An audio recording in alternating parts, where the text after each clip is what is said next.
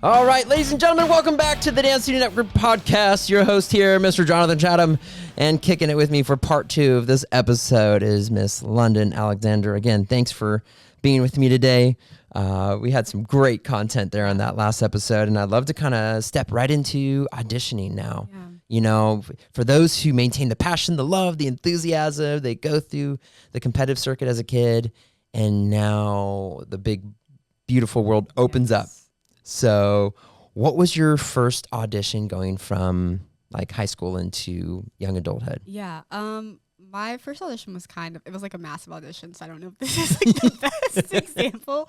But like I graduated college like during COVID year. So we had a lot of like virtual auditions, but my first audition was for Ballet BC, which is like a company, like a contemporary ballet company in Canada. Okay. Oh, wow. Yeah. It was a lot of pressure for that one. But it was over Zoom, and so we like learned a phrase and like just performed it in like our little Zoom boxes, like 3 at a time.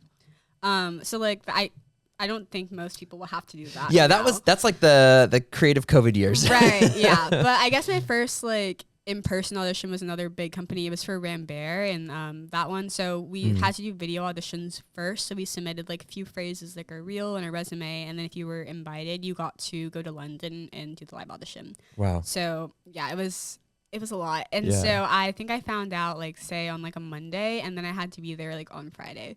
So I flew to London. Wow. Yeah, it was a quick turnaround. Okay. I was like, hey, gotta figure out ready. Hotel. Yeah, I really didn't think I was gonna get it just because like I had been coming off of like not training as intensely as I had been. So I was like, let me just do it for fun. Yeah. And then like luckily I got it. And so I went out there, flew to London, and it was like a 4-day process. So the first day was like ballet class, then they made it cut. Then we did repertory, and then we did another cut, and then like those of us who made it through had to come back for the next day. Oh my gosh. So then we came back for the next day, and we learned repertory again. And then there was, I think, another cut, and then we came back for like the last day, and then that was, I think, like a create in person sort of process. Okay. And then I think some people, like I got cut after that round, but I think other people, if you made it through, had like meetings with the company directors for like if you want to. And then was that like more of just like an interview process? Yeah, that was just interview. So it's so not even just dance related. Like you've got to be able to communicate well. Right. Just because like on companies, like at least if you want to do like the concert dance route, like you're going to be training with those people and working with them from like 9 a.m. to like 5 p.m. Monday through Friday. Also going on tours with them, staying in hotels. Like you have to like get along or at least be like a decent person. Yeah. So I think that's why interviews are so important. The standard has to be higher, guys. Right. Just be decent with each other.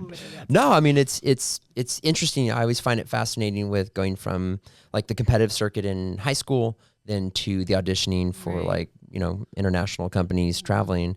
Because I know it's a bit humbling, right? 100%. It's so different. Yeah. It's just a different mindset. Because especially like when you're first like graduating, like you are probably the youngest person in the room. Yeah. And I feel like that's it. When you're auditioning with like 30-year-olds or like people who are seasoned, it's very different. Like the way they approach it, you're like, oh, I need to like chill. Like I need to like not be so like so tense. And you know, again, because like you go from, if you've only done competitive dancing, you know, the placements, the awards and all that. And it's really great tool to teach you how to learn, grow, you know, and like learn how to deal with, you know, success and losses and just grow as a person. Yeah. But what do you think translated the most from competition circuits to like adult auditioning? Yeah, I think my ability to pick up super quick was probably the biggest thing, because even like without conventions, I feel like in a studio setting, like you're learning like a combo like in that class, and you got to get it because you're going to do groups at the end of the class, and then you're going to continue on to that. So I feel like that was a big thing I picked up from, is like being able to like learn quickly. Because I think in maybe less, like in more conservatory programs, that's not as emphasized. It's more about building the technique and like fine-tuning that, which I think is really great and like so important. But I do think that was like a big seal I had. I was like, oh, I like have this, and everyone else is still like trying to figure it out. And then also I think my ability to do different styles, because I think also in conservatory programs it's based around like mainly ballet or contemporary, and like you definitely I think can infuse elements of like polycentrism from like hip hop or like even like tap, like being able to pick up on rhythms really quickly helps in other styles that maybe you like wouldn't necessarily think. Being a well-rounded dancer, right, it's just so important. And it's hard because again, like depending on where you train or what your studio has to offer, you know, it can determine a lot for later. So if like you've only focused in ballet and contemporary, but you didn't do any like lots of jazz or hip hop or, you know, lyrical, like you're missing out on a piece that you may be auditioning for, you didn't know. Exactly. Yeah. So I guess, you know, like it's safe to say like just do a little bit of everything. Yeah, I think so. Especially if you want to do more commercial stuff, because I think that's where you really need to be able like a well-versed dancer, because like maybe like a Target commercial needs you to like hit a little grapevine, and if you've never done that before, like you could miss out on like a really cool job. So. Oh, I love it. No, I mean it's so neat to hear, because you know a lot of these kids, they need to understand that, you know, moving into that field, like take all this knowledge, all this experience, and be ready to shuffle it all up for the next stage. Yes. And I think that, like you said, the more adaptable you are, and the more quick you are to learn, and gosh, just be teachable, right? Yeah, that's the biggest thing. Have you ever like had, you know, choreographers or people kind of point that out, like to like, and do they? I'd say, what kind of emphasis do they make towards a dancer in front of others? Yeah, because they're more direct. Yeah, as adults. They really are. I think even like not even necessarily in like professional set. I have been told that in like auditions, like, oh, you picked that up really fast. Okay. But like in like working in processes, like in college when we were like setting pieces and they had a guest choreographer come in, because you're kind of auditioning, even though it's like supposed to be like very like laid back, like you're auditioning for those 2 weeks, because anything can change. Yeah. And I would get comments of like, oh, you picked that up really quickly, or like, oh, like let's go with like how London's like approaching this thing, because I was the person who did it, but who knew it and could like add my own to it. So I think it does help sort of like help you stand out of the crowd and like get maybe like a duet or a solo in like a piece that maybe they necessarily like weren't planning to do. Well, again, it really comes back to, you know, making sure that you're developing your artistry. Right. So when you go to an adult program, you do stand out. Yeah. And it's hard because in a society, everybody's kind of copying each other.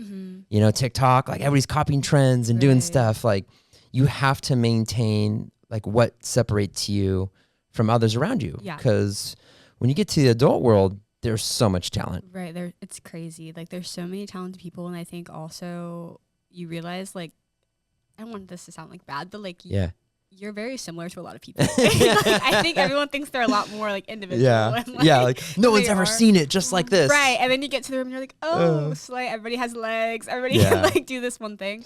So I think definitely like looking with it and like seeing like what you value maybe in your dance, or like what really like makes your soul like light up, and like you want to like further explore, like diving into that's like so important. Well, going through lots of auditions, like what is it that choreographers look for the most? I mean, yeah, I think it's so different. I think definitely in the commercial world, it's more like how quickly can you pick up and how clean can you make it look? Because a lot of the times, like when you're going for those jobs, like they're going to be within like very short time periods. Like when there's a cast and crew there, like you got to get it in like 4 hours and like maybe that's it. Yeah. And so like in the commercial jobs I have worked, it's very much like you need to hit the step. The head has to be there on 8. So when you're in the audition process, that's what they're looking for, because they don't want to work with dancers who maybe like don't take correction super well, or that's just not an instinctual thing for them, because that on the job that could cost people money. So well, time is money, especially in Hollywood and entertainment. Right. Like but man, have you seen people kind of like their egos just cost them their job? Yeah, I think it's like really sad. I think that's more in the concert space where I've seen that happen, just because like your work, it's more of like a long-term thing. I feel like commercials very gig based. Okay. So like sometimes they let it slide unless like, it's like a tour or something, because they're like, okay, it's gonna be for like a day. And like, they're gonna hit the steps, so it's fine. But I think definitely in the concert world, it's more like you have to be like a good human being, and like you have to be able to work with people, because like when you're working with like partnering, or you're bringing guest choreographers, or even like just you're kind of an ambassador for like that company, like a global ambassador. Yeah, so that's kind of a big deal. Right. So like I think that's where they really emphasize like your personhood, and like making sure that you're like very humble when you come into the space, and like open to new ideas and like people and Yeah, say it louder for those in the back. Be a good person. Be a good person. It comes back to that culture, you know, like learning who you are in the process so you become excellent, but you don't compromise kind of the integrity of what makes you you. Right. And, you know, again, I see this in North Texas a lot because people are very competitive and I love it. Yeah. I love the excellence it can provide, but it's that humility that seems to be lacking more and more these days. Yeah. And I'm like, we need to have these serious conversations because if you're a great dancer, like you said, you're not that unique as an adult. There's so much talent out there. But if you're great and you're humble and you're teachable and you love to work with your peers and you build each other up, that's who they're looking to hire. So that's awesome to, you know, some validation out there, you know, let people know. What's the best way to approach rejection? Because those who are like used to winning everything get their first rejection. Walk us through that a little, if you don't mind. Yeah, no. I think I'm trying to think about my first rejection. Yeah. I think it happened for me a little later in life, which was rough. So like, honestly, if it's happened before, earlier in life, you probably have that heads up on do it when it's safe. Yeah. Fail when it's safe. Right. Yeah. I think like probably the Ray and Bear audition was probably like my first big thing where I was like, oh, this like stings. And so like going through that, I think first it was just like holding back the tears. I was like, I cannot cry in the middle of like, do not cry. Like, obviously you want to work for these people in the future. So like, let me like pull together. So I think just like after you get past like that, I think definitely like let your emotions out when you're like in a safe space. Cause I think bottling it up is not the way to go about it. I think like you kind of need to like go through the process and like sort of grieve maybe that experience almost because like it did happen and like it's gonna hopefully build you up for the future. But I think that's definitely an important part of it. And then also just remembering that sometimes it's not about you. Like it's especially like when it comes to like companies or like gig jobs, like you might have danced the best you ever have in your life, but if they're not looking for a girl for that company slot, like nothing you can do is going to change that. Or maybe like you're like, I'm really short and like a lot of people in the company were really tall. So I was like, it could have been that. I was the only person below like 5'5" in the audition. Oh my gosh. And so I think just understanding that's not necessarily about your dancing or like who you are as a person. It's just like, sometimes there's a lot of subjectivity to this 100%. and understanding that it kind of takes that like negative self-talk out of the equation. I mean, like, okay, maybe I just didn't fit this role. And you know, like when we do like our Nutcracker production and you know, kids are like, I want this role, I want that role, and then maybe they don't get it. Like this is where you need to learn. And you know, you don't get to win everything in life, you get to learn a lot of things in life. And that process should keep you humble. So as you approach adulthood, this has been our passion, is like help these kids not just become great dancers, but great people and combine it together. Yeah. Like the biggest thing either I heard this somewhere or someone told me this, but it's like setbacks and like failures are like not obstacles in your path. Like they are the road. Like without those, you have nowhere to go. And so that really changed my mind. I know. I was like, wait, that's really good. And man, that was like the biggest thing where I was like, okay, this is like, without that, you have nowhere to go or like no progress or like your story is less interesting. That's sort of what I tell myself. I'm like, without these obstacles or like failures, like when I am sharing my story, like it's going to make it more seasoned. Impactful. Right. Exactly. That's a little spice. So that's like definitely something. No, and that, I think again, it's kind of like the illusion that we don't want people to create for their kids. Like your journey is not this linear progression upward to awesomeness. Like, no, it's gonna be highs and lows, and it's an emotional roller coaster, and you're discovering who you are in the process. 100%. Yeah. So it's neat to hear, obviously, firsthand, and dancing professionally. You know, again, you do a lot of traveling now, so you're with a group that does conventions all across the country. What's some of the good and that you see out of kids, and maybe what's some of the stuff that maybe you could, you know, indirectly tell parents here and now, like, hey, maybe don't do this. Right. So the good. We'll start with the good. No, the good. I think like obviously like the talent level now is just crazy, and like these kids, like the way they're just like, I think, aware of their bodies, and like they're so creative, so imaginative, and like I think they're just really in tuned with like sort of what's going on like with their bodies and like how they can manipulate it. And like the way they dance now, I can never. Like it's just so insane to me. I'll see like a 9-year-old hit like a triple and like, you're like so clean, perfect placement, and like they just know where they are in the space. And I was like hopping on a double when I was like, 9. So, you're like, yeah, it's just insane. So I think that's definitely like one of the biggest things. And I think also they're a lot more like, I think they just are more friendly with each other, which I noticed. Like I think when I was growing up, like you only really talked to your studio, and like you did talk to like some other kids at studios, but it was few and far in between.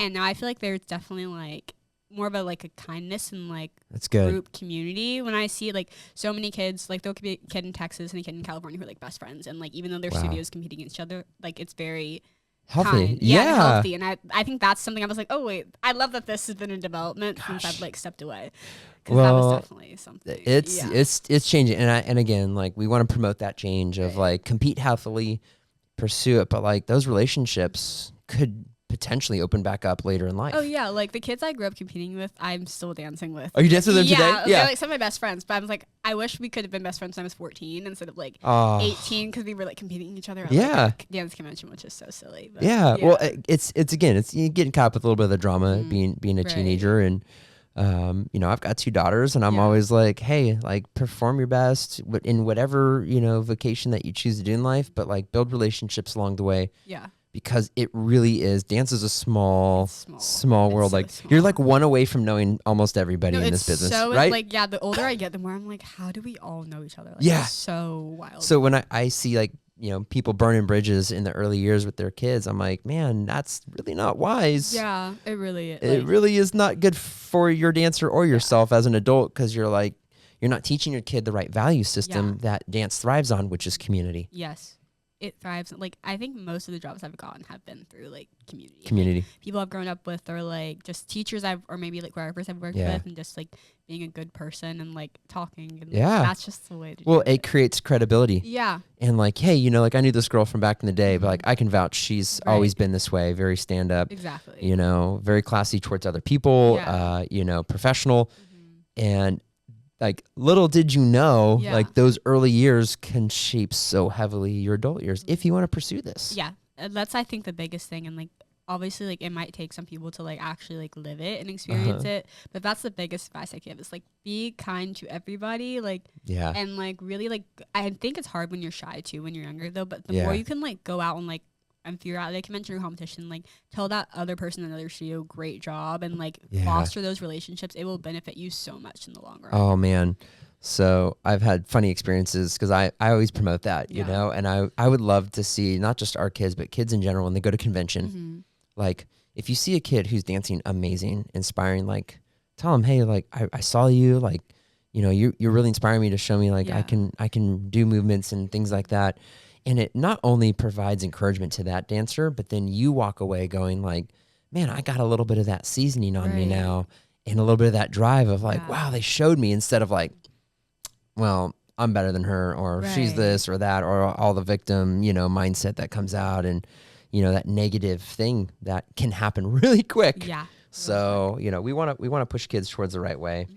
You know, cultivating resilience. Yeah, that's the biggest thing for sure. What else would you recommend to like, what helps you build a strong mind and a strong body? Yeah. I think strong mind is like, this is another thing I was told by a teacher. Is sort of like, she gives like this ladder analogy. Okay. Where it's like 2 people climbing up on a ladder, and she's like, if you notice like the person beside you necessarily like, has like different gifts than you do, or is like moving a little bit faster, if like looking over there makes you want to stop climbing up on your ladder, maybe like focus and keep looking up and like stay in your own lane a little bit. Which I was like, okay, that's a really, I'm gonna start using that. Yeah, because I do think like sort of with building a strong mind, I think looking like, for me, looking at other kids was like really inspiring, but sometimes I was like, oh, I think I just need to focus on sort of like what I'm doing and like being, I think also being kind to yourself, because I think with dance is kind of hard, because the only way you do get better is like by critiquing yourself. It's so like, hard. Hours on end. Yeah. But I think finding little ways to do it in like a healthy way, or like changing the way you frame it. Like if you're like looking at your turnout, maybe not like trying to like break your legs to get like 180, but being like, okay, how can I like make this like maybe like less than 180 turnout really work for my body and look the best possible way it can. And so I think that was sort of, for me mentally, was just like approaching things differently when like correcting myself. I think that was like the hardest thing I dealt with growing up. Well, and that's important for these kids to learn, you know, with social media. Did you have a social media growing up? Yeah, I was like, I think Instagram came out when I was in 5th grade. And so I was definitely like a guinea pig. So it wasn't what it was today. Yeah. But it was definitely like you could like see a picture of a person doing like a till on like Wow. Friday. And you're like, wait, I really want to learn how to do that. And you don't know like how many tries they did to get that one perfect shot. Yeah. So I know when I was growing up, Fierce Friday, #Fierce Friday. Where you posted all your dance pictures. And it would take me hours to get like the one shot in my backyard doing like and then the poor kid who's like, oh, look at so-and-so. They just did it so easy. And you're like, surprise. It took me 2 hours, you know. 2 hours to get a shot with like an awful filter over Oh, it. man. So bad. I love it. A tell all indeed. Well, no, that's great. I think this next generation of dancers needs to hear that inspiration. And, you know, when you foster the next generation as leaders, not just, you know, copycats or people who, you know, have done some cool things but haven't like developed, it doesn't appear to carry them as long. Yeah. And you're going to find out real quick. And the sad part is, you know, you don't really hear those stories. Right. You're like, oh, what happened to so-and-so? Yeah, and then like, oh, they fizzled. They burned a lot of bridges. They were kind of mean or whatever. And they never really like took time to build relationships. And for me, what I see these young kids, if you're in a room judging yourself on a mirror already, the mental pressure. To have people you can trust to be that vulnerable is such a rarity in life, where you're like, I'm sharing my artistry, which you may not like everything about the way I do it, but this is me, and I'm trying to get better at it in real time. Yeah.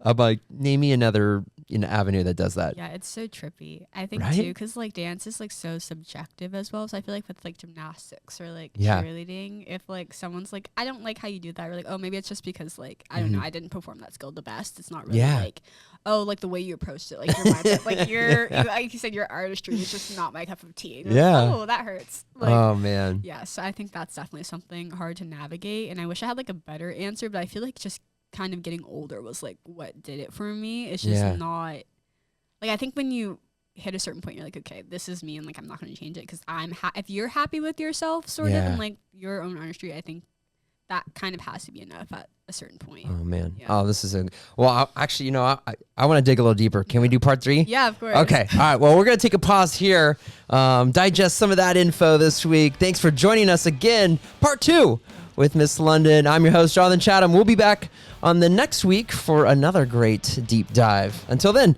keep on dancing.